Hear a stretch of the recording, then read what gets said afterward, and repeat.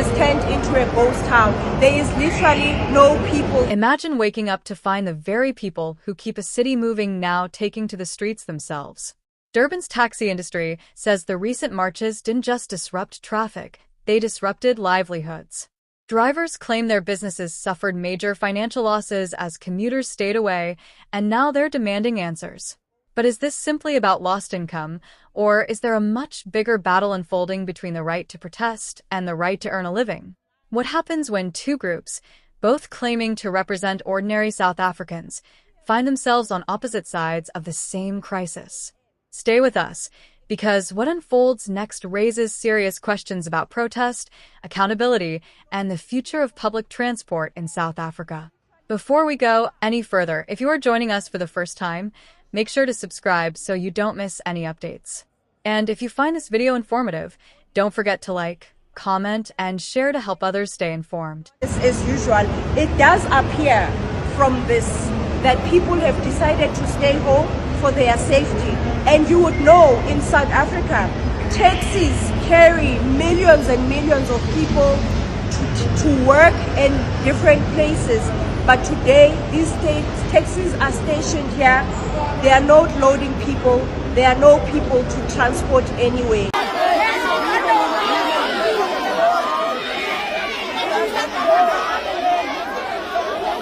This is very low, actually. It's very low, very, very much low. There is no people at all. We used to take plus minus 5-10 minutes to load a taxi. Now we take 45 minutes. There is nothing we have worked for. Today is a very bad day economically. You understand? We are not gonna make anything whatsoever. It's just to come and, see people and see how these guys are going to march, you understand, without any benefit whatsoever. Laws are laws, you understand, of the country. We need to adhere with the rules and regulations and the laws of the country. But I think, according to my understanding, I think it was supposed not to have been handled in this way, you understand.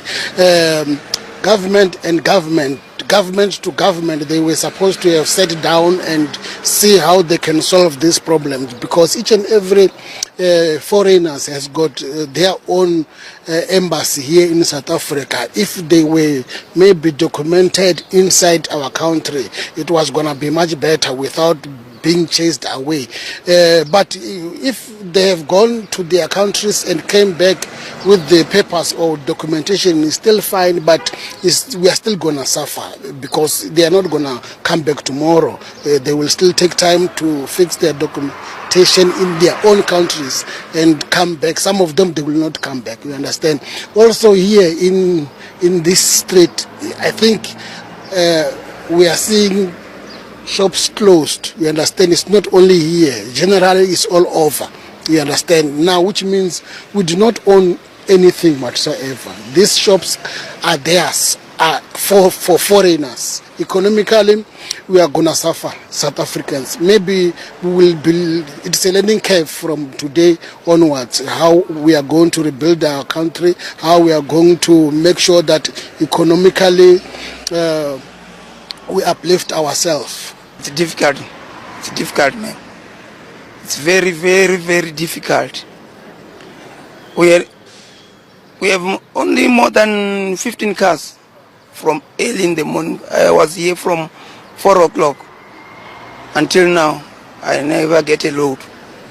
It's difficult. The business is down. I'm thinking about the new cars we have bought. We're not going to make it. We are not going to make it. We are not going to pay the car installment. If we can live like this, there is no business. It's going to be difficult. The foreigners, we must live with them. If we want our economics to go up, we must live with the foreigners. If they go back to their countries, it's going to be no business, no investment. All the shops are around here, they are closed. Where are people going to? Today is very quiet. there's no any business. There's no any business at all. The shops, they are closed. Even if you can see by the streets here, there are nobody walking around. So I think each and every individual who is a foreigner maybe must try to visit their ambassadors, which are here in South Africa, and have the proper documents so that this economy should go up. They have been contributing much. As in, like we are talking about the business early this morning, you can see it's quiet. Now they are no longer there. Everything is quiet. So that indicates us that we need them here with their papers, proper documents, so that we can manage to make things right. I'm feeling very bad. I'm feeling very bad because anyway so far what is happening in our side is very good. I think immigrants, they must have a document. Yeah, because of most important people, they must be identified because of the crime. Because as maybe me, I have documented. Someone doesn't have a document, so which means it's a threat to us. Okay, they are contributing a lot to economy, but as far as I'm concerned, people, they must be here in a proper way. Association. More taxis are not like one. I want to have it's like a just being one, it's like a job piece. I really love it. In like our Thomas Lip and Peter Bahono, well, I have all what you want to pay. So I say something that the PC are really more to ask them to me. I'm always asked for you.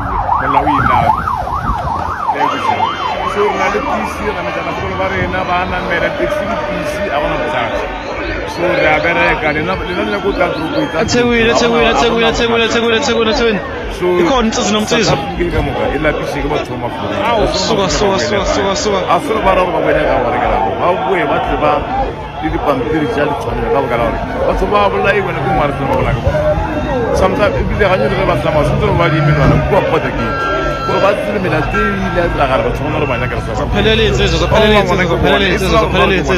Now sasa lekha phuma whenever I go back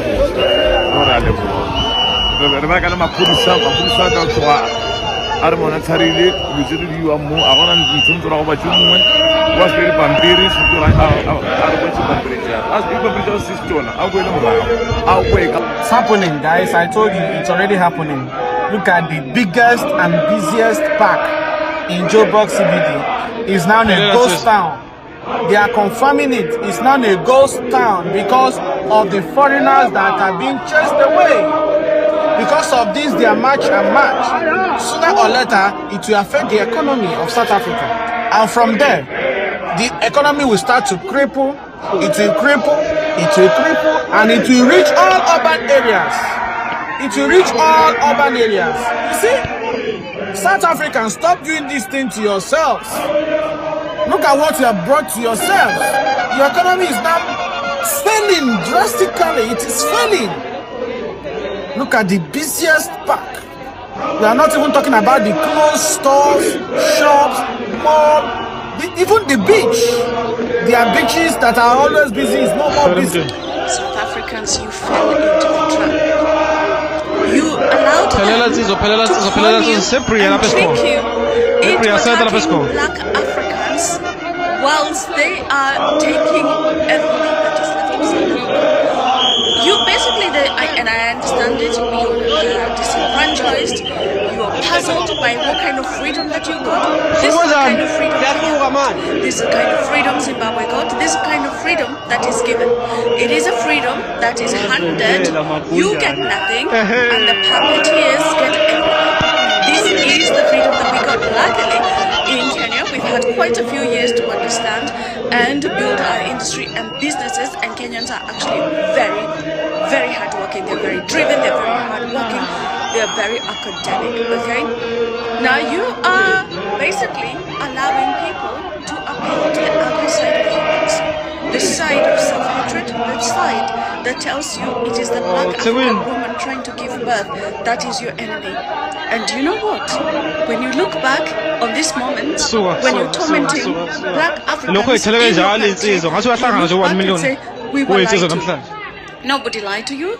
They just asked you, attack your brother, attack your sister. You are called to believe that you are in a rainbow nation. It's not a rainbow nation. It is the haves and the have-nots. That is what South Africa is. The haves and the have-nots, okay?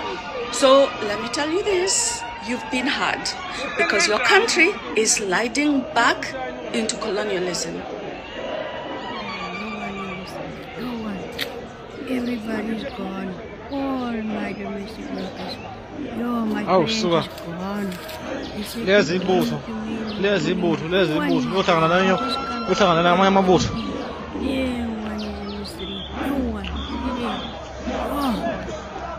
Glad March and March pushed as much as it did, because I feel like I'm getting to some sort of conclusive end. I feel like I'm getting like a piece of the puzzle is finally filling in for me, which is, I used to wonder why the government was so adamant on like allowing the illegality that's happening via illegal immigration. Like, why was the government not wanting to do anything about this? It's about slave labor. It's about slave labor. There are so many organizations and groups of people who employ people who are in the country illegally because they understand that they don't have workers' rights, they don't have any kind of government protection. This person's already in the country illegally, so they will allow all types of crazy things that are not allowed by the law. But because this person is in the country unlawfully, the law will not protect them, and why the capitalists of these countries are eating it up. The business owners are eating it up. They want that free labor, that they want that slave employee who's not going to speak out when things are being unjust in the workplace. That's what the government has been protecting all along. Because I know that the police and the government exist and cooperate to protect capital, but what the numbers that we saw coming out of in Sherwood, the number of Malawians, and then coming to learn about there are some factory owners who have been employing these Malawians, trying, like certain organizations have come out speaking up against this, right? And they are masking it as human rights. They are masking it as human rights. When what it is they want the right to continue to exploit the cheap and slave-like labor